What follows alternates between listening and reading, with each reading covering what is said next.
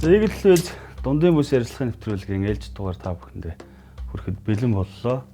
За шинэ дугаартаа бид Улсын их хурлын гишүүн Банзрагчийн төвшин хүрсэн байна. За дундын бүс ярилцлагын нэвтрүүлэгт маань тавтай марилта. За баярлалаа. Өнөөдөр бас энэ сайхан нэвтрүүлэгтээ орж оролцож байгаа та бүхэнд баярлалаа. Таны өргөн барьсан хуулийн төслөлөд нь улс төртэй холбоотой зарим асуудлуудыг үндсэн гол сэдвүүг орохоос өмнө сонирхолтой сэдвийг би ярмаар санагдаад байна. Саяхан нэг мэдээ харсан сошиалор би.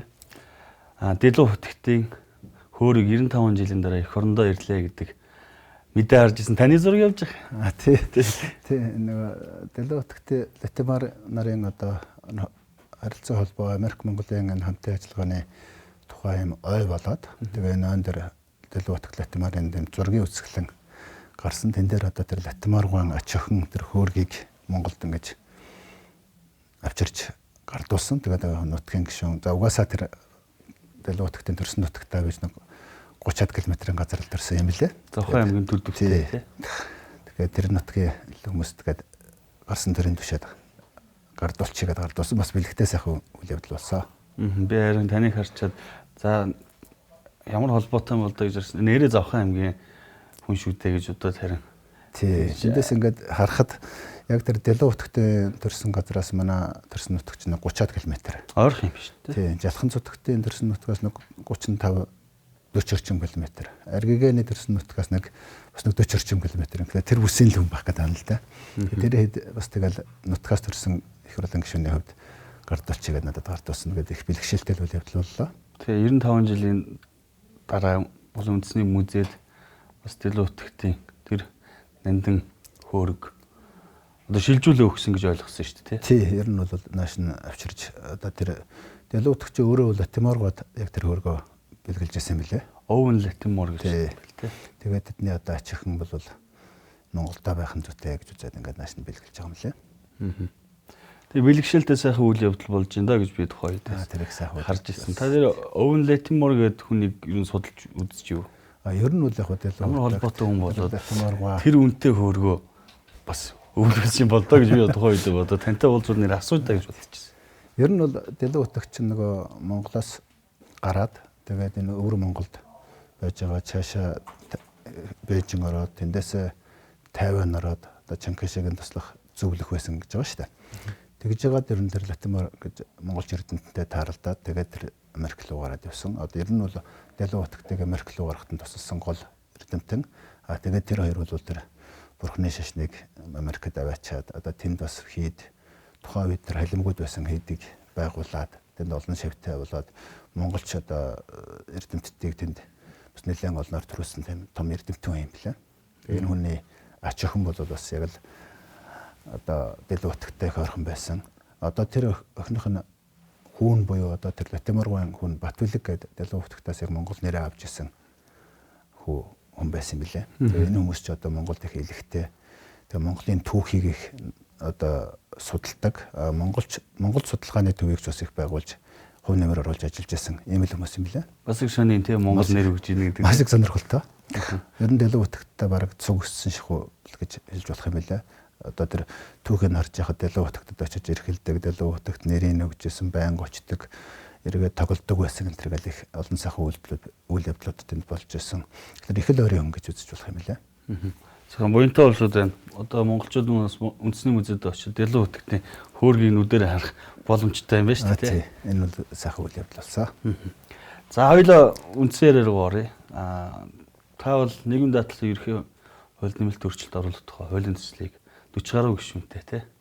Хамтдаа ер нь бол автор нь та ингээд өргөн барьсан. За энэ хуулийн төсөлтэй холбоотой зохицуултыг хоёулаа заалт болгоноор нь дэлгэрэнгүй яриа гэж би бас дотроо бодож исэн.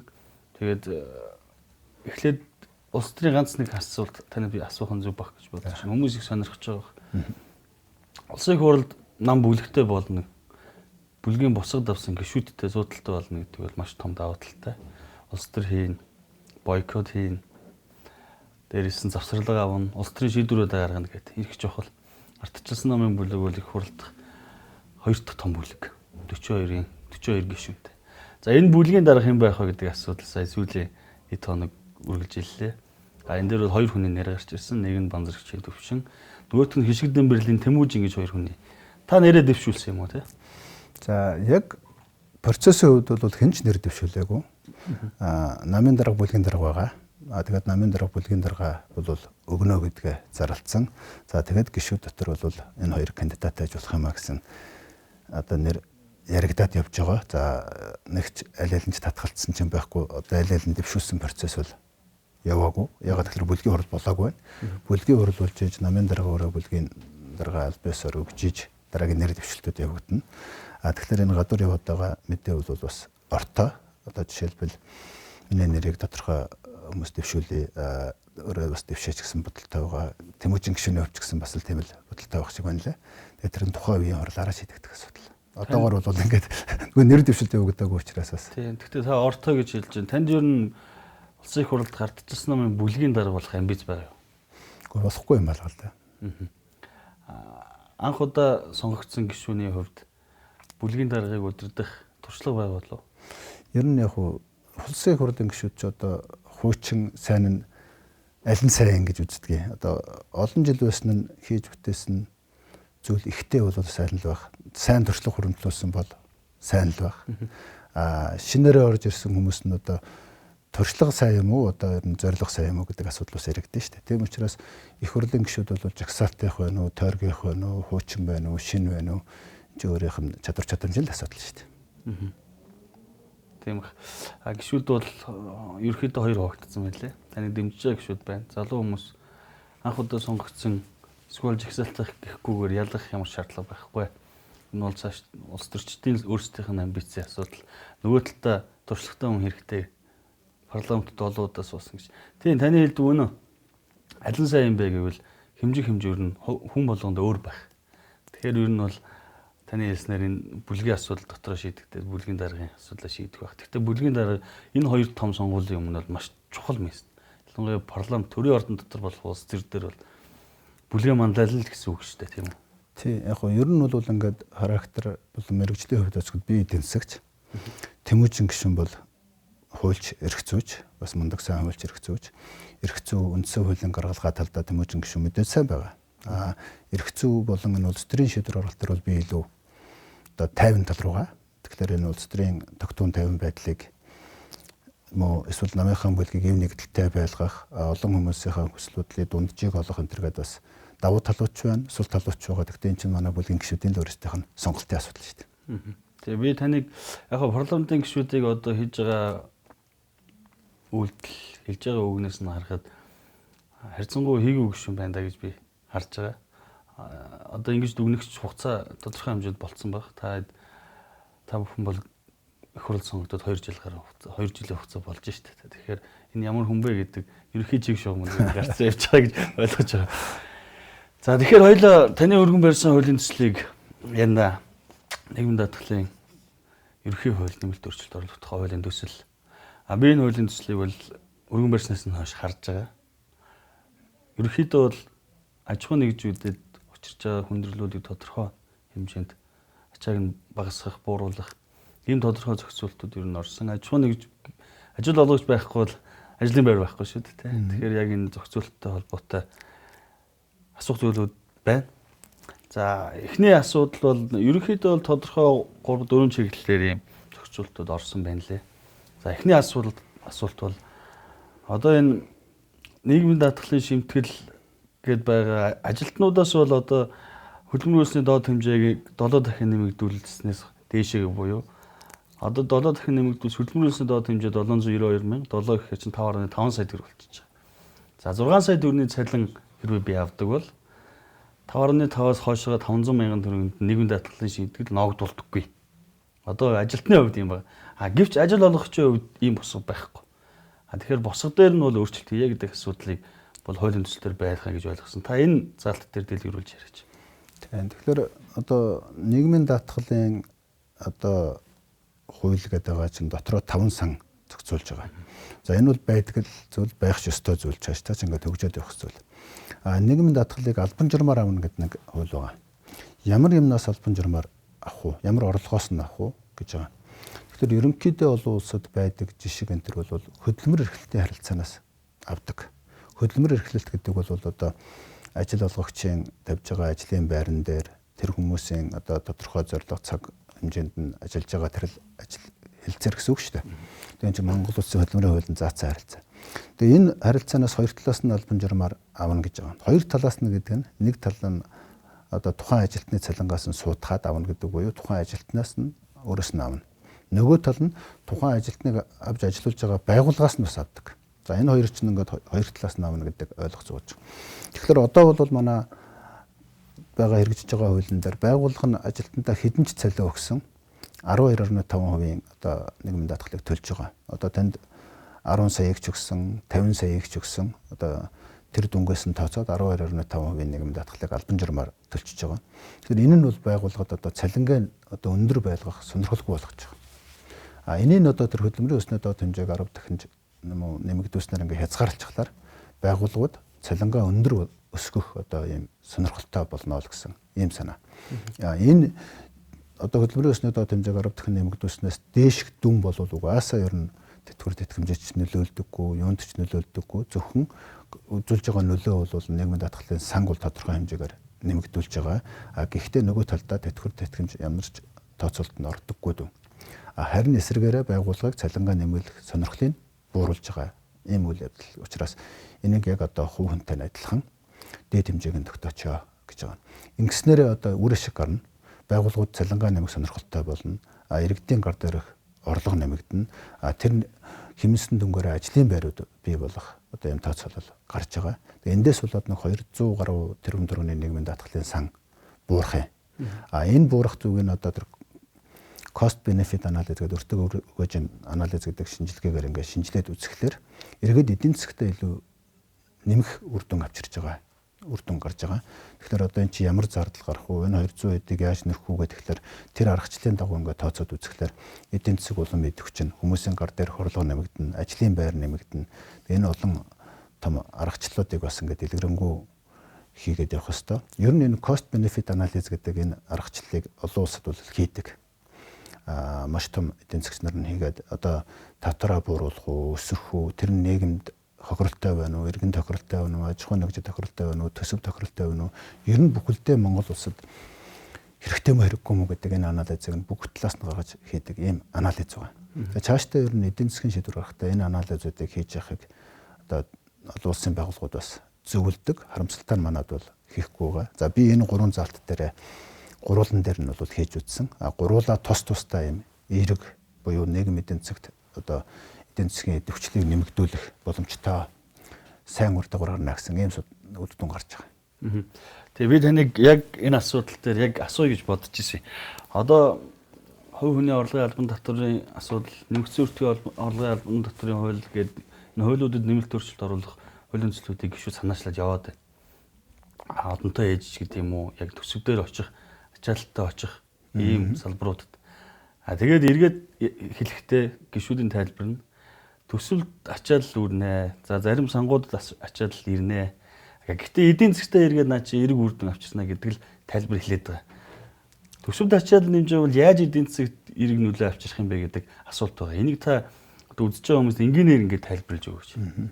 Тухайлбал тэр аж ахуй нэгж байгууллагаас одоо ингээд өндөр цалингаас нь 12.5% авч ийн гэсэн үг шүү дээ. Одоо тэр чинь 7 сая 900 мянган төгрөгнөөс дээш одоо цалин авдаг хүмүүсийн тухай ярьж байна. Тэгэхээр тухайн тэр 7 сая 900-аас одоо өөрийн чинь цалин 10 сая байлаа гэхэд 2 сая 3 сая гаруй төгрөгнөөс одоо 12.5% байгууллага чинь төлөөд байна. Энэ байгууллагын хэмнэлт болчихлоороо дараагийн хүний цалин өсгөх боломж гарна. Хүн амын орлогын албан татвар буцаагаад тэрэндээс өсчихнө. Нөгөө хувь хүний гар дээрх орлого өсчихнө гэдэг энэ яг тодорхой аргачлалууд байдгийг эдийн засгт нөлөө үзүүлсэн. Би ер нь бол нэг модель хийж үзсэн. 1%-аар одоо татвар даатгалыг бууруулахад эдийн засгт ямар өөрчлөлт гарах вэ гэдэг ингээд хийхлээр ер нь бол одоо яг манай Монгол улсад байж байгаа татвар даатгалын төлбөр дээд хэмжээнд тулцсан. Энэс дээш бол ер нь чадахгүй байна гэдэг ингээд одоо хамгийн бүсэж хангалаад туйлдаа хүрсэн байгаа байхгүй. Тэгэхээр одоо 1%-аар ч гэдэг юм 2%-аар татвар даатгалыг бууруулах нь эдийн засагт эрэг үр дүн гарна гэсэн загварчлал үр дүн гарсан. Энийг бол хийдэг аргачлалууд байгаа байгаа улс л хийдэг аргачлаар хийгээд ингээд нэг хэлээр ярьж болно гэсэн үг шүү дээ. Тэр чинь өөр өөрийн аргачлаар хийгээд. Энийг бол би хуулийнхаа төсөлд хавсаргаад хийсэн байгаа. Ийм аргачлалаар ийм эргүүртэн гарч байна. Ер нь энэ аргачлалыг олон улсын байгууллагууд төсөв санхүүгийн бодлого гаргахтаа ашиглаж игээ зөвлөмж өгсөн байдаг бүгдээр л мэдж байгаа. Тэгээ бүх хуулиуд дээр ялангуяа эдийн засгийн чиглэлийн хуулиуд дээр энэ аргачлалыг хийж энэ аргачлал дээр суурилсан шийдвэрийг ярьж ивэл бид нэр илүү мэрэгжлийн төвшөнд ярих болчиход байгаа юм. Нөгөө хоёр дахь заалт нь бол тэр иргэний хуулийн зохицуулдаг харилцаа байгаа байхгүй юу? Одоо чивтэр ингээд хөдөлмөрийн харилцааг бол хөдөлмөрийн хуулиар зохицуулна те. Хөлсөөр ажиллах гэрээ буюу бусдаар гүйцэтгүүлэх ажил гэдэг нь бол чивтэрийн бизнесийн харилцаа байхгүй юу? Би нэг одоо банкын ажилтан авахгүйгээр нэг удаагийн ч гэдэг ч юм уу эсвэл энийг одоо чиний хийдэг бизнес болгоод өгчөө чи хоёул гэрээ байгуулчих гэж байгаа. Эндээс нь бас албан журмаар нийгмийн даатгал одоо хуулиар бол авж байгаа. Тэгэхээр нөгөө Монгол хүн хуваараа хөдөлмөр эрхлэх боломжгүй болчихж байгаа юм. Одоо та ихэд хуваараа ингээд хөдөлмөр эрхэлж байгаад хэд хэдэн газартаа түрээсийн ч гэдэг юм уу үйлчлэгээний гэрээ байгууллаа гэхэд тэр чинь таны гэрээнээс үл хамааран хоёр талаас нь албан журмын нийгмийн даатгал авах болчихж байгаа юм. Тэгэхээр эн чинь хоёр талаас нь авчихнууд чинь 20 орчим хувийн нийгмийн даатгал авна. Дахиад хүн амын орлогын албан дотор 10. Тэгээд таны орлого өсөх юм бол нөөт. Ингээд 40 орчим хувийн татвар даатгал авчихлаар та ямар ч бизнес хийх боломжгүй. Нөгөө төгөр төр хөлсөөр ажиллах гэрээ бусдаар гүйцэтгэх ажил үйлчлэх гэдэг чинь нөгөө хувь хүндээ бол бизнесийн орлого нь баггүй юу. Тэндээсээ одоо нөгөө машина засварлна, унаага сэлбэн, шатхуун хэрэгслээ гаргана, заримдаа хүн санхүүжүүл цалинжуулна гэсэн үг шүү дээ. Тэгэхээр энэ хуваараа бизнес эрхлэх боломжийг хагаа ичиж байгаа. Тэгэхээр энийг ерөөсөө хуучин бол гэрээнийх нь нэр томьёогоор заагалдаг байжгаад тэгээд сүүлд орсон нийгмийн даатгалын хуулийн өөрчлөлтөөр бүгдээрнгээс нь хоёр талаас нь нийгмийн даатгал авдаг болсон. Энийг бол эрх зүйн хувьд нэг бүр зэгцэлж гэж байгаа. Гэрээний нэр томьёогоор ч биш. Бүл ерөөсөө иргэний хуулиар зохицуулж байгаа бизнесийн харилцаа байвал тэндээс албан журмаар хоёр талаас нийгмийн даатгал авах шаардлагагүй. Энд чинь бол бизнесийн орлого юм байна. Хөдөлмөрийн харилцаагаар зохицуулж байгаа ажилтан ажил олгогчийн хоорондын харилцаан дээр бол хоёр талаас албан журмаар нийгмийн даатгалыг авдаг байе гэсэн ийм л одоо агуулга явж байгаа. Тийм. Яг энэ залтыг биднээс асуух гэжсэн. Одоо жишээ нь зөв энгийнээр тайлбарлахад за нэг хоёр залуу нийлээд нэг кафе нээл та тий. Кафе нэхтээ орчингийн тухтай байлгахын тулд хан дээр зураг зурулаа нэг хүнээр. Тэгээд очиж зураг зурулаа хоёулаа гэрээ хэлээ. Нэг удаагийн гэрээ тий. Ажил гүйцэтгүүлэх нэг удаагийн гэрээ хэлээ. За энэ зургийг 1 сая төгрөгөөр зурвалъя. Хоёр талд тохирлоо. Хоёулангаас нь албан журмаар шимтгэл авдаг. Тий. Энд чинь өөрөө нөгөө нэг эргээд эдийн засгийн харилцаа маань албан бус болж эхэлж байгаа нэг сүрэг үр дагавартай гэж би хараад байгаа. Одоо чинь аман байдлаар харилцдаг ч юм уу тий. Хоёулаа гэрээ байгуулчвал ингээд татвар төлөх гээд шүү дээ тий. Ямар нэгэн шимтгэл төлөх гээд учраас хоёулаа таны хэлдгүүн тэр хүн наашаа ирэхэд бензин тоос хоол унаа ундны мөнгө гээд асар их мөнгө гаргаад байгаа байхгүй тэр мөнгнөөс. Тэгэхээр яг энэ нэг удаагийн ажил гүйцэтгүүлэх гэрээ аж ахуйн нэгжүүд дээр бол бүр хэцүү болчиход байгаа. Одоо энэс болоод аж ахуйн нэгжүүд хувь хүнтэй гэрээ байгуулахыг болчихж байгаа байхгүй юу? Хувь хүнтэй гэрээ байгуулахлаар хоёулаа гомдолтой. Нөгөө хувь хүн яах вэ? Одоо өөрөөс нь нийгмийн даатгал суудах чинь, хүн амын орлого албан дотор суудах чинь, тэгээд нөөц төлөгч болсон байвал нөөц суудах чинь. Тэгээд нөгөө байгууллага нь дахиад тэр хүн хувь хүнтэй гэрээ байгуулсны төлөө дахиад нийгмийн даатгал төлчихөж байгаа байхгүй. Тэгэхээр нөгөө байгууллага чинь хувь хүнтэй гэрээ байгуулах сонирхолгүй. Аж ахуйн нэгжтэй гэрээ байгуулах болчихж байгаа. Одоо эн чинь нөгөө нүрсний машин түрээсэлдэг ажилуулдаг залуучууд нар бас их тохиолдож байгаа байхгүй. Хувь хүнээрээ ингээд тээвэр хийе гэд очдог. Тэгэхээр нөгөө байгууллагууд нь хийхгүй. Хийхлээр чи 20-30% сутгаад авчихлаа чи яаж амьдрах боломжгүй. Тэгэхээр тэр машина худалдаж авна, лизингээ төлнө, гэр орноо тийжэн бүх орлого нь واخгүй. Гэтэл тэндээс нь 30% сутгаад авчихлаар шууд дампуурч байгаа. Тэгээ энэс айсгхийн тулд ямар нэгэн аж ахуй нэгж болно. Эсвэл аж ахуй нэгжтэй хүнд одоо гэрээгээ өгнө. Эндээс болоод дараагийн эрсдлүүд нь бүр хуулийн этгээд эрсдэл болоод ингээд төвчж байгаа. Одоо муухагаар хэлэх юм бол Монгол хүн өөрийнхөө нэрээр хуулийн этгээдийн үүрэг гүйцэтгэх гэдэг үндсэн хуулиар заасан эрхээ эдэлж чадахгүй хувь хүнээрээ бизнес хийх боломжгүй болчихж байгаа юм. Тэгээ энийг л одоо иргэний хуулиар нь зохицуулж байгаа харилцаа гэж маш тодорхой заачиж байгаа шүү дээ. Бизнесийн харилцаа нэг удаагийн шин чанартай хөлсөөр гүйцэтгэх эсвэл бусдаар гүйцэтгүүлэх ажил гэд нэрлэдэг тэр харилцаануудаас албан журмаар нийгмийн даатгал авахаа болчих хоёр талаас нь. Яагаад гэвэл энэ бол нэг удаагийнх юм байна. Эсвэл яг хаяа давтагддаг. Эсвэл эн чинь бизнесийн орлого байхгүй юм. Энэ бол хөдөлмөрийн харилцаа биш. Хөдөлмөрийн харилцаа буюу ажилтан ажил олгогчийн харилцаа гэдэг чинь хөдөлмөрийн тухай хууль дээр маш тодорхой заасан. Тэгэхээр энэ харилцаанаас бол авдгаараа л авах нь зөв. Яагаад тэгэхээр хөдөлмөрийн харилцааны дараа тухайн хүн одоо нөгөө 5 төрлийн нийгмийн даатгалын сангаас төр тэтгэмж одоо үйлдвэрлэлийн өсөлт мөрөдөө шалтгааллах өвчин эрүүл мэндийн даатгалын үйлчлэгээ авах эрхтэй. Тэр хүн чинь одоо бизнес эрхлээгүү ажилтан болж гин гэсэн үг шүү дээ. Тэгэхээр ажилтан хүн өөрөө тэр 5 төрлийн даатгалд даатгуулж иж бусад эрсдлээс хамгаалуулдаг учраас бусад харилцаа хөдөлмөрийн харилцаан дээр бол авдгаар авъя гэж байгаа. Энэ хоёрыг ингэж заагалж өгөхгүй бол энэ их үр дагавартай. Тэгээ эндээс болж байгаа нийгмийн даатгалын санд одоо багасж байгаа хөрөл нь бол маш бага байхгүй юу? 43 тэрбум төгрөг. 43 тэрбум төгрөгийн зардал буурж байгаа боловч энэ нийгэм эдийн засагта хувь хүмүүс хөдөлмөрийн бизнесийн орлого эрхлэх боломж нь нэмэгдэж байгаа. Эдийн засгийг маш их сэргийх одоо ийм л үр дагавартай.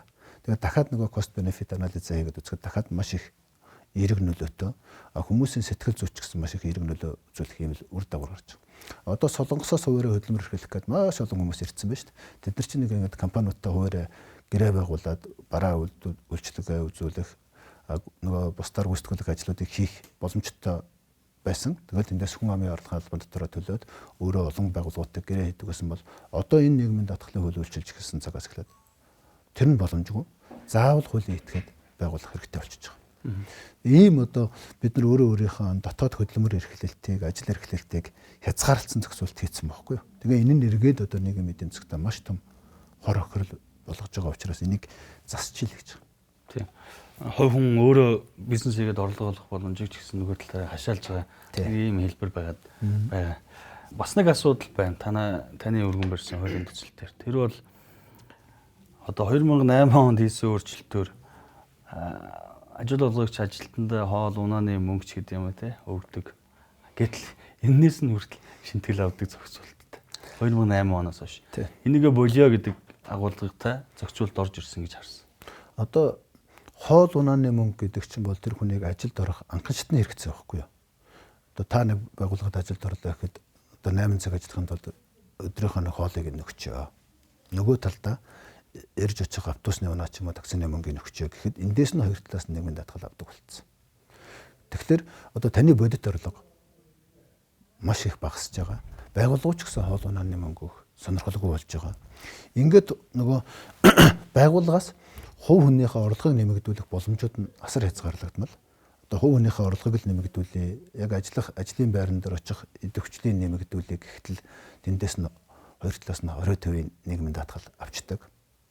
Тэгээ энийг одоо энэ бол арай л хэтэрч байгаа үстэй. Одоо хоолныхоо мөнгнөөс хоёр талаасаа нийгмийн даатгал төлөхлөөр энэ ажилтан ажил олгогч хоёрт хоёуланд нь ямар ч тийм хөдөлмөр эрхлэх сонирхолгүй болж байгаа. Бүхэлдээ энэ хөдөлмөр эрхлэлтийн зах зээлийг маш тийм харгас хатуу болгож хувиргаж байгаа байхгүй. Тэгээ энийг бол яг мэдээж хязгаарлах хэвээр. Одоо тухайн цалингийн 10-15%-аас хэтрэхгүй байна гэдэг ч юм уу нэг юм мэдээж хязгаарлалтын зохицуулт оруулж өгөх хэвээр. Тэгээд тэр чинь бол хувийн орлого мөн үгүй мөн орлогын албан доторын авдгаар л авна шүү дээ. Тэгээд одоо ингэхгүй бол өнөөдөр төрийн зардал ч гэсэн өсөж шүү дээ. Төрөд ажиллаж байгаа бүх хүмүүс хоолны мөнгө авч байгаа, унааны мөнгө авч байгаа. Бүгд эрэнгээс нь нийгмийн даатгал авчиж байгаа. Тэгээ энэ зардлууд чинь төрийн зардал болол явчихж байгаа. Энэний нөгөө талд нэг юм нийгэмтэй тайлбар тавиад байдаг байхгүй юу? Хүмүүсийн тэтгэр багасж шүү дээ гэж. Гэхдээ хоол унааныхаа мөнгнөөс 20 гаруй хувийн нийгмийн даатгал төлөө тэр нь тэтгэрт нөлөөлдөг бол бидний тэтгэврийн тогтолцоо буруу байна гэсэн үг. Тэтгэврийг одоо тогтоох зарчим чинь олон жил, аль болох олон жил их баг нь хамаагүй төлж иж одоо ингээд 30-40 жил төлж иж одоо тэтгэврээ тогтоолгодог энэ зарчим руу явнах хөөс биш. Нэг богинохоо хугацаанд бүх мөнгнөөсөө ч юм уу хоол унаанаас хүртэл мөнгө төлөө тэр нь тэтгэвэр өсгөхөд нөлөөлдөг бол энэ чинь суур тогтолцоо нь буруу байна. Ийм зарчмаар тэтгэврийг тогтоогоод явах юм бол тэтгэврийн санжиг улам ядуурна л гэсэн үг шүү дээ. Тэгээ эндээс болоод одоо нөгөө хөдөлмөр эрхлэлт маш хүнд болж байна. Бид нар боловсон хүчний нөөцийн дутагдaltaй, хүний нөөцийн дутагдaltaй байгууллагууд бол дандаа боловсон хүчнээр дутагдж идэг. Тэгсэн мөртлөө хөдөлмөр эрхлэлтийн харилцаа нь өөрөө ийм том хүндрэлтэй болчихж байгаа байхгүй. Тэгэхээр энийг одоо суурьаар нь цагчлаад явчих гэж болж байгаа. Энэ бол яг нийгмийн даатгал болон татвар дээр байж байгаа нэг юм суур анхан шатны өөрчлөлтүүд юм. За үүний дараа бол олон одоо өөрчлөлтүүдийг хийх хэрэгтэй. Суурьаар нь ч нийгмийн даатгалын бодлогоо, татварын бодлогоо өөрчлөх хэрэгтэй байдаг. Тэгээ энэ гурванхан өөрчлөлт байгаа. Хоол унааны мөнгнөөс албан журмаар хоёр талаас нь нийгмийн даатгал авдаг болёо. Хөлсөөр ажиллах гэрээ буюу иргэний хуулийн зохицуулдаг ажил эрхэлж байгаа бизнесийн орлогоос нь хоёр талаас нь албан журмаар нийгмийн даатгал авах болёо. Байгууллагаас нь одоо ажилтнаа төлдөг нийгмийн даатгалыг 7 сая 900-аас дээшх дүнгээс нь төлдөг дүнгийн болиулчихъя гэдэг. Ийм одоо маш нэг талдаа харахад маш энгийн маш ийм одоо анхчны ойлгоцод.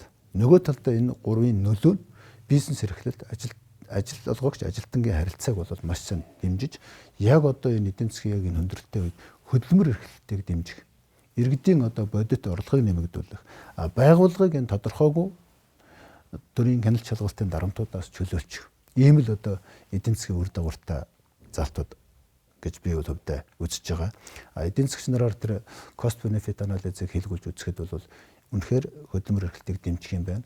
Нийгэм эдийн засаг дах ажил эрхлэлтийн түвшин нэмэгдэх юм байна. Хүмүүсийн гар дээрх бодит орлого нэмэгдэх юм байна. Ажлын байр нэмэгдэх юм байна гэсэн эерэг дүнгууд гарч байгаа учраас энийг заавал батлуулна гэж бодож байгаа. Заавал батлуулаарай гэж бас танд захимаар байна. Яг таны хэлсэн сая тайлбарласан дэлгэрэнгүй тайлбарласан 3 залт бол яг үнэ. Жижиг юм шиг. За энэ юун хоол унааны мөнгө яриад байна гэж байгаа боловч үр дүн нөгөө талтай асар их аж ахуй нэгжүүдэд дарамтыг үүсгэж байгаа. Дээрээс нь таны хэлдгээр байгууллагууд ажилтныгаа цалин нэмэх сонирхолгүй болж байна. Ягаад гэвэл байж болох бүх нөхс хүвээс нь татвар шимтгэл авч штэ. Одоо ингээд зарим нь яг үнэ. Одоо ер нь хоол унааны мөнгө өгдөг байгууллага тун цөөхөн болсон баг. Ягаад гэвэл өгөхөөр тэнцэнээс нь юм татаж аваад байгаа юм чи. Ер нь яг энэ татвар даатгалын бодлого дээр бид нэг л буруу хараад байгаа. Жишээлбэл сая яаж энэ үгээр нэмэгдсэн өртгөө албан татварын ачаалал өндөр байна гингүүд. Нэмэгдсэн өртгийн буцаалтыг нь нэмье гэж ингэж бодлого гарч ирээд байна шүү дээ. Гэтэл нэмэгдсэн өртгийг худалдан авагч уу иргэд төлж гин гэж бодоод байгаа. Яг хэлбэр талаасаа тийм ээ. Гэтэл үн яаж тогтдог вэ гэж. Төгс өрсөлдөөн зах зээл буюу зах зээл дээр байгаа үнээс бизнес өндөр үнээр зарж чадахгүй. Тэгээ тэр үнээр зарахын тулд нөгөө 10% нэмэгдсэн өртгөө албан татварыг үнэн дотроо багтаачна. Яг энэ агуулгаараа тэр нөөтийн чинь тодорхой хувийг аж ахуйн гэж өөрийнхөө ашигаас төлж гин гэсэн үг. Ашигаа бууруулад. Мэдээж тодорхой хувийг хэрэглэгч төлж байна. Тэгээ энэ буцаалт бол 2% хангалттай байхгүй юу? Буцаалт чинь өөрөө нэгдүгээрт одоо хүмүүсийг нөөтөө нэхэж авах одоо сонирхол бүрдүүлж байна. Нөөтийн бүртгэл тогтолцоог сайжруулж байна үг бол сайжруулж байна тийм ээ. Тэгэхдээ энэс илүү болчихороо одоо нөөтөөрөө амьдрахдаг болчих гээд байгаа юм. Тэгэхээр тэр нөөт их худалдаа авалт хийсэн хүн нэс их авдаг буюу хамгийн шудрах татвар шүү дээ. Тэгвэл одоо их худалдаа авалт хийсэн хүнд их буцаал өгдөг буюу нөгөө шудрах татварын чинь агуулга байхгүй болчихж байна. Хоёрдугаарт эдийн засгт нэг cost benefit одоо activity based cost гэж байдаг. Хичнээн их ажлыг үр ашиггүй хийгээд илүү их зардал гардаг. Тэр хурааж авах гэж байгаа мөнгөө бууруулчихын оронд хурааж авчаад тэгээд тэр яг тэр худалдаж авсан хүмүүст нь буцаагаад олгочих гэдэг чинь маш их зардал гаргаж байгаа үстэй. Тэгээд дахиад төрийн нэг хуваарлалтын асуудал гарч байна. Тэгвэл хүнд хуваарлах вэ? Дахиад ийм халамжийн шинж нартай явж байна шүү дээ. Эсвэл одоо та баг худалдаа авалт хийсэн одоо учраас танд олох юм уу? Эсвэл их худалдаа авалт хийсэн танд нь буцаагаад олгочих юм уу? Тэгвэл ерөөсөө нөөт байж яах гэдэг. Тэгэхээр энэ нөөт бол авдаг юм авдгаараа л аваад хувь хэмжээг нь бууруулах хэрэгтэй л гэж би бол өвдөө тэгж үзэж байгаа. Тэгэхгүй бид нар ингээл хурааж авчаад буцааж олгоод хүнд нь олох гэдэг. Аж ахуй нэгжээ дэмжчихье гэж уг нь яриад байдаг. Тэгсэн мөртлөө эцсийн худалдаа авагч хувь иргэн лөө орлогын нэмэгдүүлэх тухай ярьдаг. Тэгсэн мөртлөө дотроо их худалдаа аваад байгаа нь баян хүмүүс байна. Бага худалдаа аваад байгаа нь ядуу хүмүүс байна. Тэгвэл энэ татврын хураах бодлого нийгмийн халамжийн бодлого хоёроо холиод шүү дээ. Тэгэд иргэдүүд ерөөсөө одоо үнийн тухай ярьдаг болохоос биш нөөт өндөр гэж хувь иргэдээс гомдол гардаггүй. Үн өндөр байна л гэж ярьж байгаа. Өнөөдөр ч гэсэн зах зээл дээр тийм л юм ярьж байгаа. Бизнесийн байгууллагуудын нэмэгдсэн өртгийн албан татвар гэдэг бол нэмэгдсэн өртгөөсөө төлдөг байхгүй юу? Нэмэгдсэн өртөг гэдэг нь одоо нөөтгөө худалдаа авалтууд гэж байгаа. Нөөтгөө худалдаа авалт буюу одоо тэр нөөтийн босхыг нь өсгөчихлөөр нөгөө жинхэнэ нөөт төлдөг хүмүүст тэр дарамт нь ирчин. Буцаад татах нөөт байхгүй болчихно. Тэр байгууллагуудын хоорондын харилцаа маш хүндэрч байна. Нөөтөө цэвэр төлдөг том аж ахуй нэгжүүд нөөтийн хөнгөлөлт орсон аж ахуй нэгжтэй худалдаа авалт хийхэд цэвэр өөрийнхөө одоо ашиг орлогоос нөөтийг төлөх болчихж байгаа. Цэвэр нөөтийг худалдаа авагч төлдөг кейсүүд нь бол нөгөө олигопол буюу монопол зах зээл өрсөж байгаа байхгүй юу? Одоо жишээлбэл манай зургийн үнэтэд нэмэх нь 10% нөөт. Тэгээд та бол авахгүй бол болно гэж байгаа тохиолдолд бол цэвэр одоо худалдаа авагч нөөтийг 100% төлж гин гэсэн үг. Ихэвчлэн үн ингэж тогтож чаддаггүй учраас тодорхой хувийн аж ахуй нэгж өөрийнхөө ашгийг бууруулж байдаг. Тэгэхээр энэ татвар даатгал ачаалал өндөр байгаа гэдэг энэ цаана нэгдүгürt нэмэгдсэн өртгийн албан татварыг буцааж олгоход нь биш. 2% хангалттай 1%, 2, 3% буулгачихад л эдийн засгт үн буурна. Аж ахуй нэгжүүдийн орлого сайжирна. Зах зээл дээрх барааны өртөг буурна гэсэн нэг ийм үр дагаврыг бид нар тооцоод үзчихэд энэ талаас нь харахгүй бол буцааж олгохлоор тэр их зардлыг яах хинд нь олгох юм. Тэгээд аж ахуй нэгжүүд нь урамшуулж байгаа юм байхгүй шүү дээ. Өөрөө төлж байгаа. Хоёрдугаарт байгууллагын орлогын албан татварын тухай ярьж байгаа. Орлогын албан татвар дээр энэ хувь хэмжээг нь мөн энэ заагуудыг ингээд багасгаад ахлаар аж ахуй нэгжүүд жижигрэн шүү дээ. Тэгэхээр орлогын албан татварын хувь хэмжээ гэхээсээ илүү энэ татвар ногдох орлогоос хасагдахгүй зардал гэж байдаг. Бид нар чи одоо ингэсэн шүү дээ. Нөгөө социализмоос капитализмлууд шилжиж явах үедээ яаж татвар их тогтоох вэ гэдэг ингээд энэ зардлыг чинь хасагдахгүй зардал, тийм зардлыг чинь тооцохгүй гэсээр байгаа. Аж ахуй нэгжүүд өөрөө бүрэн өртгөө нөгч чадхаа байсан. Одоо дунджаар баар, ресторанууд 3-аас 5 жилд дампуураад алга болчихж байна. Гэтэл баар, рестораны худалдаж авсан ширээ сандлыг 10 жилээр илэгдүүлж гин гэж байна. Ширээ сандлынхаа өртгийг нөхөж авч зардал болгоод тооцож чадахгүй дампуурчж байгаа юм. Тэгэхээр энэ татвар ногдох орлогоос хасагдах зардал гэдэг асуудал буюу одоо эдийн засгчдын тооцоогоор бодит татвар, нэрлсэн татварын зөрүүг л арилгаж иж одоо аж ахуй нэгжүүдийн татварын дарамт буурна. Тэгвэл эн чинь төсвийн орлогыг илт бууруулад, илт зарлага дахиад төсөвдөр зарлага тавиад байх асуудал байхгүй. Ер нь жоохон мэрэгжлийн хандгал хэрэгтэй болчиход байгаа гэсэн ийм санаа.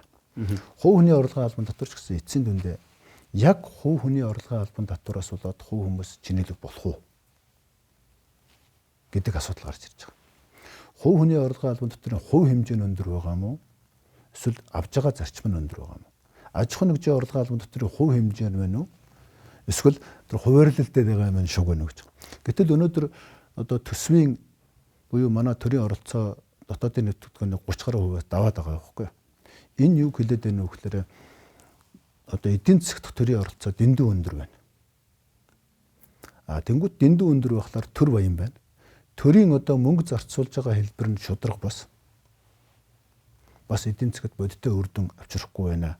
Тийм учраас иргэд болон аж ахуй нэгжийг өөрийн чинээлэг болох бодлого явуулж ижил эдийн засаг өөрөө бүхэлдээ сайжрах юм а гэдэг концепц гаргаж ирээд эдийн засгт яриад байхад л яаж хийж байгаа л төрөө баян болгох тухай яриад байгаа. Төвшин яг надтай холбоотой асуудлыг би нэг зүйл асуучих гэж бодож. Нэг хоногийн өмнө танаа намын бүлэг дээр сангийн сайд очиж мэдээлэл өгсөн гэдэг мэдээлэл байна. За засгийн газраас татварын багц хуулийн өөрчлөлтийг оруулж ирсэн. За энэ дээр бол та хэд мэдээлэл авсан баг. За тодорхой бас 7-8 өөрчлөлтүүд энэ асуудал дээр бол явж байгаа юм байлээ. Гэхдээ яг засгийн газраас өргөн барьсан татварын багц хуулиуд таны ярьж байгаа үзэл баримталтай нийлж гин үү? Ер нь цаашдаа яг иргэн аж ахуй нэгжтэй холбоотой асуудал дээр нөхөр тусвалж болчих хууль мөн байна уу? За ер нь бол бас сэтгэл ханамж тийм өндөр биш л байгаа. Тэгээ нөгөө нисдэг бор морин алаад ирэхлээр нисдэггүй бор морин алчлаа гэдэг шиг аж ахуй нэгжээ дэмжиж гэж ярьчаад иргэдийн орлого нь нэмэгдүүлээ гэж ярьдаг. Иргэдийн орлого нь нэмэгдлээ гэхлээр нь буцаага татвар даатгалын тэндээс нь авчдаг ч юм уу. Эсвэл тэрийг ингээд төр засганд буцаагаад хуваарлаад энэ нь баян байгаад байна. Энд нь өгөхгүй энэ нь ядуу байна гэдэг ингээд нөгөө аж ахуй нэгжээ дэмжих гэж байгаа юм чинь халамжийн бодлого урах ингээд нөгөө гуйлаад байна л да. Ер нь бол аж ахуй нэгжийг шууд дэмжих бодлогууд нь энэ татварын хувь хэмжээг л өөрчилчих асуудал байхгүй юу.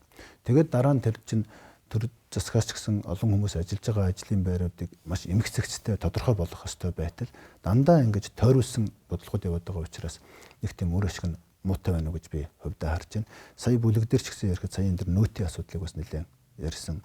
Яг үдэр олон татврыг одоо ил тод болгох, хураалт одоо тайлагналын асуудлыг тодорхойлох гэдэг сайн зүйлүүд бас байна.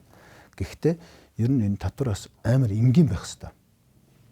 Тэр хувь хэмжээг заагуудын одоо аж ахуйн нэгжийн орлогын татврын шатлал гэж байдаг. Тэр шатлалыг нь багасгахлаар аж ахуйн нэгжүүд бага татвар төлөхин төлөө дахиад ингээд байгууллага хуваагаад эхэлдэг. Тэр шатлалын хувь хэмжээнд байна уу? Эсвэл одоо татвар бодит татвар нь өндөр байна уу гэдэг анализыг одоо бид нар хийх хэрэгтэй. Ингэж одоо жоохон бодиттой юм ирэхгүй бол нүглийн үдэ гүрлээр хуурна гэдэг шиг л ингээд нэг юм баахан санд сонсож байгаа. Тэн дотроос дахин хуваарлтын тогтолцоог гаргаж орчоод байна уу гэж би хараад байна. Таны сая яриад байгаа нөөцтэй холбоотой асуудал дээр засгийн газраас өргөн мэдүүлсэн хуулийн төсөл төр байгаа л та. Нөхцөл бүртгэлийн албан дотор суутхан төлөгчийн босхийг 400 сая төгрөг болгоно гэдэг өөрчлөлт орж ирсэн. Энэ үр дүнг өгөх үү? За энэ бол жижиг дунд аж ахуйн нэгжүүдэд бол үр дүнг өгнө. 400 сая төгрөгийн одоо нэг 300 200 гаруй сая төгрөгийн борлуулалтын орлоготой нэгдүүд нөтгөө болчихно гэдэг чинь одоо үнэ тогтоогоод тодорхой хэмжээний ашиг орлого нэмэгдэх боломжтой. Гэтэл нөгөө талд нь том татвар төлөгчдийн хувьд одоо энэ жижиг чөлөөлөгдсөн хөнгөлөлт авсан байгууллагуудаас хасагдуулах нөхд байхгүй болчихно. Энэ ачаалал хэн дэрх үгээр дахиад томод дээр. Тэгэхээр ерөөсөө энэ хөнгөлөлт чөлөөлөлт нэгтэй байгаа байхгүй юу? Тодорхой хувь хэмжээг нь шийдэх хэрэгтэй. Уг нь бол ерөнхий суурь зарчмын бүгдээрээ төлөе. Гэхдээ боломжтой хуваар төлөе гэдэг зарчим байвал хамгийн амар үстэй. Одоо тэгээд тэр хөнгөлөлт чөлөөлтүүдийн тооцоолуудыг хийх гэдэг чинь нөгөө activity based cost буюу бөөн тооцоолол болно. Тэгэл тэрнлүү орох гээд аж ахуйн нэгжүүд баахан хошуурна. За энэ гэхдээ нэг талдаа яг тэр сегментэд таарна. Тэгтэл нөгөө том сегменттэй тийм тата биш. Буюу нийт татвар төлөгчдийн хувьд ялангуяа том аж ахуйн нэгжүүд нь бас татвараа төлдөг, бүгдээрээ төлдөг бай, бүгдээрээ хасагдуулдаг байя гэдэг зарчим алдагдчихж байгаа үстэй. Зарим нь төлөөд хөнгөлөлт чөлөөлөлт рүү ордог. Одоо жижиг байх нь ашигтай болж гинүү. Тэгэхээр ерөөсөө энэ татврын хөлч өөрөө нийтлэг болчих хэрэгтэй байхгүй. Бүгдэнд нь шудраг. Энэний цаана энэ жижиг аж ахуйн нэгжүүд богино хугацаанд одоо хөнгөлөлт чөлөөлөлт эдэлж байгаа юм боловч дунд хугацаанд татврын хувь хэмжээ хэвээрээ татврын ачаалал хэвээрээ л байж гэнэ гэсэн үг. Тэгэхээр ерөөсөө татврын ачааллыг том жижиг дунд гэлтгүй нийтээр нь буулгах бодлогыг л барих хэрэгтэй. Яг энэ татврыг хэн төлөөд байгаа гэдэг асуудал хэрэгтэй. Одоо зүйрлээд хэлэх юм бол нэг юм зорилттой зах зээл рүү хандах гэдэг. Бидний нөгөө сэтгэлгээч гэсэн нөгөө болж игэл одоо ядуу хэсэглүгээ, бүрээ хэсэглүгээ л гэдэг. Гэтэл яг тэр ажил олгогч гэдэг яг жинхэнэ идэвхжээд явж байгаа нөхдүүдэд дэмжлэг болж гин үгүй юу? Хамгийн олон ажлын байр болгож байгаа хүмүүст тусламж дэмжлэг болж гин үү? Өсч яваа бизнесүүд нь тусламж дэмжлэг болж гин үү? Олон хүнийг ажлын байраар хангах одоо өөдрөг маналцаж явж байгаа залуучуудад хэрэг болж гин үгүй юу гэдэг асуудал хамгийн чухал тавигдаад байгаа. Тэгэхээр энэ талаас нь би жоохон шөмжлөлтөй хандж байгаа. Энэ татврын хувь хэмжээг 1, 2, 3 хувиар пунктаар буулгачаад татврын одоо нөгөө өргөжин суур тэлчих юм байна. Гэтэл одоо ямар юм зөвлөцөө одоо татврын хувь хэмжээгээ буулгачвал татврын бааз суурийг алдчихад байна л гэх нэг юм нөхцөл зөвлөд ах шиг байгаа. Тэгээд энэ бол эдийн засгийн одоо эсэргэл бодлого гэж би хувьд харж байна. Гэхдээ энэ чинь эдийн засагч биш бидний харахад үргэлж тийм Эстоны зүүн мөрөн дэрэг чөлтөр шивнэлээ гэдэг шиг тий. Татврын бааз суурийг нэмэгдүүлж цаашгаа явна шээ. Тий. Одоо наадах чинь ингэж байгаа үстэй. Бүгдээр ингэсэн татвар авал том жижиггүй жоохон татвар авчвал их мөнгө цуглана. Жижигүүдийн чөлөөлөлд томоос наваад байвал том нь ядуурчин, жижигүүд нь чөлөөлөгч чинь. Тэгэхээр энэ чөлөөлөлт хөнгөлөлт гэдэг чинь өөрөө хэрээс хэтэрж бас болохгүй юм байна. Ер нь бол бид нар одоо татврын хуулинд өөрчлөлт чөлөөлөлт хөнгөлөлтөд нэмээд байдаг. Зүгээр л бодит татврынхаа одоо дарамтыг л бууруулах бодлого явах хэрэгтэй байна. Ер нь бол энэ засгийн газраас өргөн мэдүүлсэн татврын багц хуулинд байгаа 4 хуулийн нэмэлт өөрчлөлтийг ингээ харахад таны саяны тайлбарлаж байгаагаар бол таны ч бахаа ингээд орсон зохицуултыг харахад дандаа босготой л оролцсон байна. За энэ босхийг ингээ нэмэгдүүлчихье. За аж ахуйн нэгжийн орлогын албан татврын 25% ногдуулж гэсэн төлбөр дээр бол 6-аас 10 тэрбум ч гэдэг юм уу те. Гэдэг ийм л босготол ноцолцсон асуудал яваад байна л да. Энэ босгуудыг өөрчлөх нь өөрөө тийм зөв шийдэл байж чадд юм уу? Миний хувьд бол нэг тийм сайн шийдэл биш. Ер нь энэ татврын хувь хэмжээ энэ босгуудыг өөрчлөөд байгаа чинь нэг хөнгөлөлт чөлөөлтийг л их олгоод байна гэсэн үг байхгүй юу? Тэгэхээр авах юм авсан шиг авдаг байх хэвээр. Тэгээ тийм юм зарцуулбал татвар авахгүй ч гэх шиг. Энд чинь логикийн хувьд буруу байхгүй юу? Авах юм авсан шиг аваад авсан мөнгөө шудраг зөв үр ашигтай зарцуулдаг байх л та болохоос биш. Ингээд байх юм бол авахгүйгээд халамжийн бодлогоо татвар дээр хэрэгжүүлээд байгаа байхгүй юу? Тэгээд эсвэл одоо төрийн тодорхой чиг үүрэг хэрэгжүүлвэл тэрийн татврын хөнгөлөлт чөлөөлнө гэдэг байгаа ч бас буруу шүү дээ. Тэгээ ерөөсөө энэ хөнгөлөлт чөлөөлтийн бодлого дээр нэг хязгаар тавьж өгөхгүй бол одоо энэ байдлаараа явах юм бол төлж байгаа хүмүүсээс нэхийг аваад буцаагаад ихэнхт нь баг төлдгүүд нь өгсөөр байгаад ингээд энэ эдийн засгийн тогтолцооч өөр алдагдах болчихж байгаа юм. Энэ шатлсан бодлогуудыг манай эрх барьж байгаа нөхдүүд их оруулж ирдэ. Та өөрөө сайн мэдчих. Тэгээ баян амьдрах хэцүү. Тэгээд татвар баг төлнө гэдээ ядуу амьдралтай нь биш. Гайгүй их мөнгө олчихъя гэд бизнес хийгээ явахлаар тэн дээр нь татврын за энээс чиний орлого чинь дээшээ гаруул чи илүү их татвар төлнө шүү. Илүү их нөөц төлнө шүү. Гэт ингэ зовоогоод идэх. Энэ өөрөө нөгөө нэг таны сайн хэлдгээр бодлого буруу байна гэдэг чинь нөгөө пирамид нь ингээд эргээ хардсан юм шүү. Ерөөсөө энэ татврын бодлого баймаар байна шүү дээ.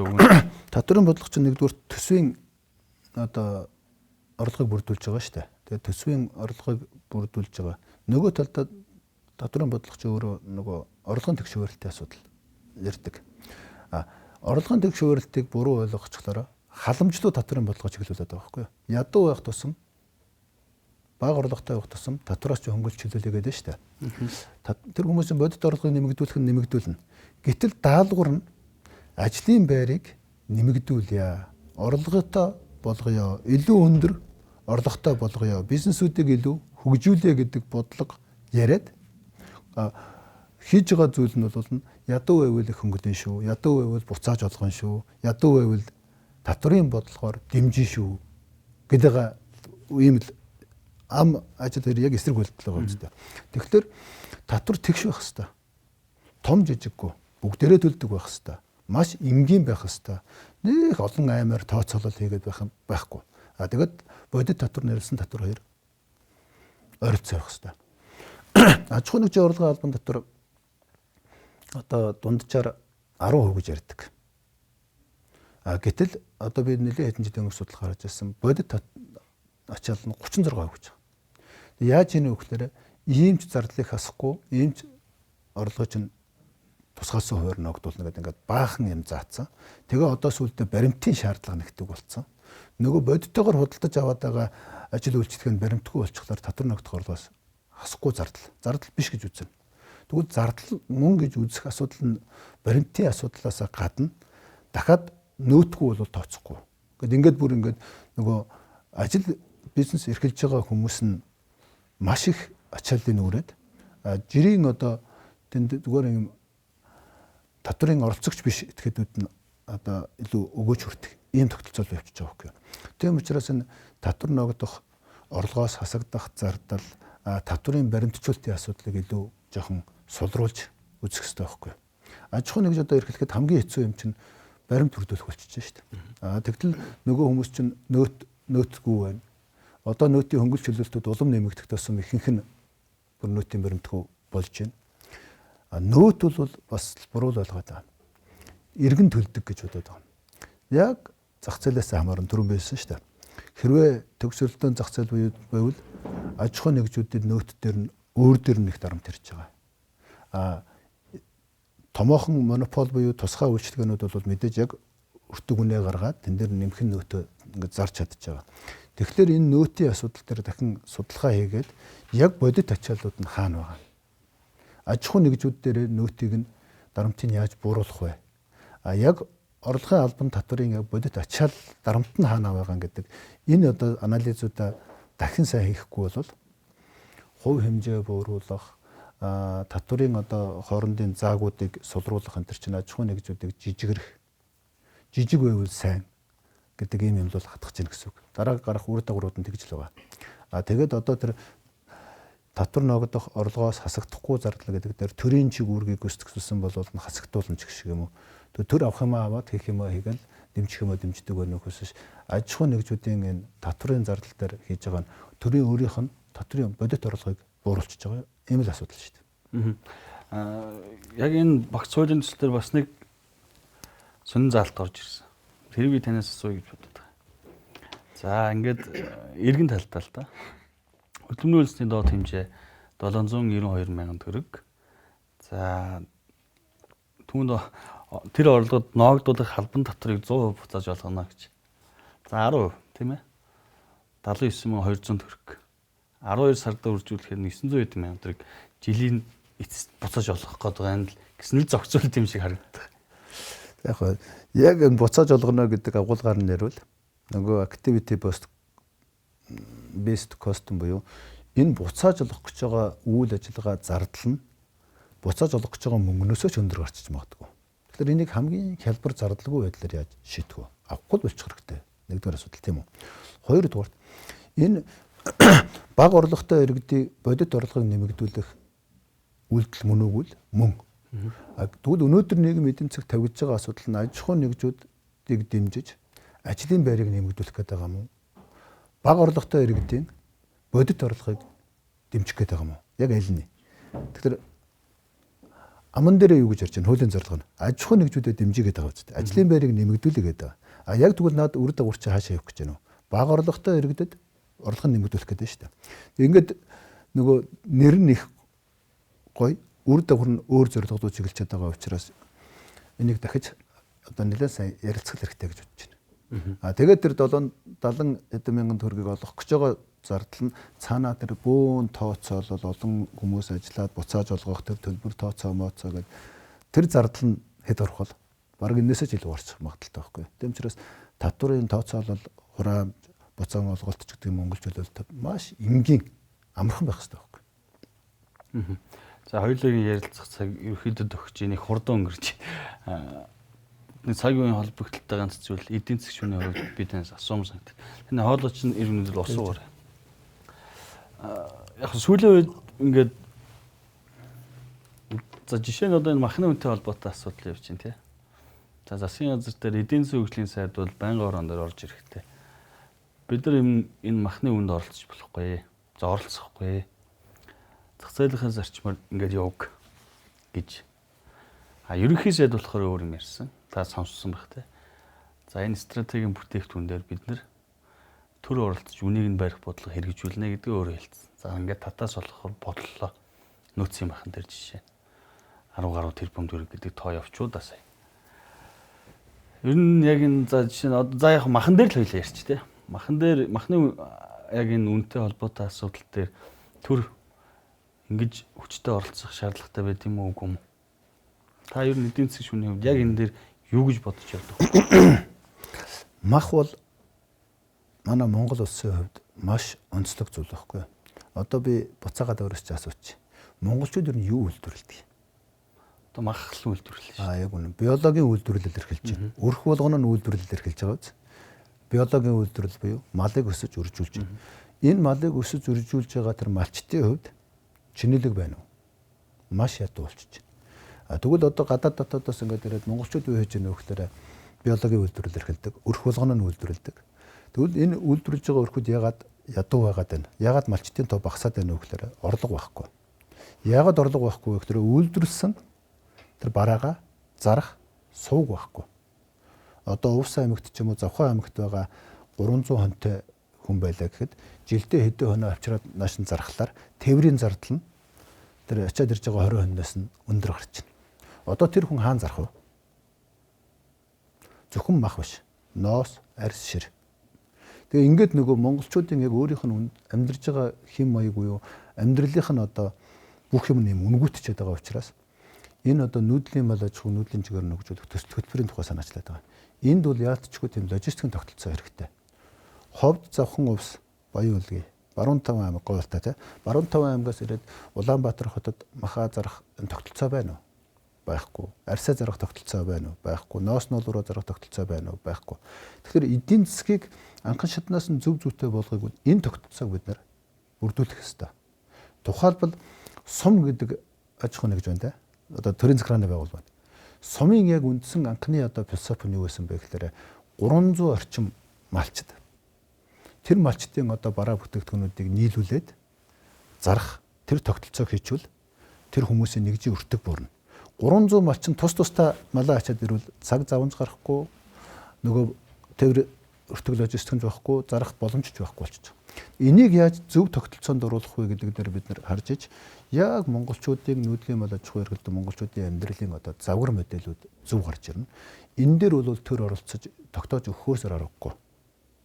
Тэгээ энэ бол энэ утгаараа бол оролцсон. Ингээд одоо Улаанбаатарынхан бол худалдаж авдаг махны дэлгүүрүүдтэй малчт нь бол нэг тодорхой газар руу өгөөд тэр нь өдрөөр хол боловсруулад ингээд аймгийн төвүүд дээрээч, сумын төвүүд дээрээч, том хотуудаараач байнга зардаг энэ тогтолцоог бүрдүүлж ижил одоо энэ зах зээлийг бид нэр зөв контролтноор бол. Одоо яаж ийм вэ гэхээр тэр Аслагдсан аймгийн малчин энэ махны үнийн өсөлтийг авахгүй байгаа шүү дээ. Зарж чадахгүй. Хэнд зарах юм? Намар чэнжүүдэд зарж байгаа. Чэнжүүд бол өөрийнхөө мөнгөөр аваад хадгалчихна. Бизнес хийж байгаа хүн чинь хадгалалтын зардал мартал цөөхөн мөнгөнд ноогдох юм бол өндөр гарна. Хавар өндөр үнэтэй зарахыг л бодно. Тэгвэл нөгөө Монгол улсын яг өөрийн үйлдвэрлэж байгаа үндсэн тогтолцоо авах та. Тэгэхээр яг энэ үндэсний одоо тогтолцоо гэдэг юмыг бид нар хийх ёстой. Тэгээ энэ тогтолцоог хийх судалгаа явж байгаа. Ер нь энэ нүүдлийн мал аж ахуй монголчуудын өрхийн үйлдвэрлэж байгаа энэ зүйлийг үнэтэй болгодог, байнгын зардаг энэ тогтолцоо хийж ижил бид нар эдийн засгийн бүр нэг юм суур тогтолцоо зөв болно. Түүнээс одооных шиг ингээд нүрсээ зараад, алтаа зараад, газрын баялгаа авахад ингээд гаргачихж байгаа ч бол мөнгө олж ирж байна. Энэ эдийн засаг мөн үгүй мөн. Гэхдээ тэр нь барагддаг баялаг шүү дээ. Барагддаг баялагаараа уг нь барагддаггүй одоо том үйлдвэрүүд барайг бодлого бариад байнгын тасралтгүй үйлдвэрлэж байгаа тэр мал аж ахуй газар тариалан тэжээлээрээ энэ иргэдэд тасралтгүй хангаад дээрээс нь экспорттдаг энэ бодлогыг бодох гэж л одоо эдийн засаг хөгжлийн яам одоо хүнсөдөө аж ахуй яам энэ гэж байгаа шүү дээ. Тэгэхээр энэ тогтолцоо хийгээгүй цагт бол энэ махны асуудлаас гарахгүй. Тэр үнийг барь гэж байгаа ч юм бол нэг удаагийн дарах цаас үйлдэл. Эдийн засаг лөө тэр яг энэ чиглэл рүү яаж оролцох ёстой вэ гэхээр энэ логистикийг байгуулж өгөхийн тулд тэр оролцох зайлшгүй шаардлагатай. Яагаад гэвэл эн чинь өөрөө улс орны хамгийн том эдийн засаг нь энд байгаа байхгүй юу? Гадаадаас харахад одоо сүүлийн үед яг нүүрс ухдаг газар л гэж ярьдаг баг тийм ээ. Түүнээс биш малчин өрхтэй гэж байгаа үстэй. Тэгээ энэ малчин өрхүүдийнхаа эдийн засгийг буюу бид нар одоо том мөнгө гэхээсээ илүү жирийн нэгэн малчин хүнийг байнгын орлоготой болгох, чинээлэг болгох энэ бодлогыг л бодох хэрэгтэй. Гэтэл тэр нь зүгээр сууж байгаа хүн биш байхгүй юу? Малаа өсгөөд өржүүлээд биологийн үйлдвэрлэлээр эрхэлж гэнэ үү? Эрхэлж байна. Энэ тогтолцоо бол Монгол улсын эдийн засгийн суур тогтолцоо байх болов уу гэж би бол боддог. Тийм учраас энэ дээр л их анхаарал хандуулж байна. За хоёулаа нэвтрүүлгийн цаг өндөрлж байна. Нийгмийн дадлын ерхий хууль нэмэлт өөрчлөлт оруулах тухай хуулийн төслөө батлуулаарай гэсэн ч одоо хизээ хэлцэх гээд байна юм. Та дараагийн нэрэгдсэн үйлдэлээр хэлцэх асуудлын дараалал юу н оруулсан юм? Оруулаагүй нь үү? За хэлцэх асуудлын дараалал сая энэ хаврын чуулганаар нэлээд дээгүүр орсон байснаа төр хойшлуулсан. За би ч нэг бас яахгүй байгаа.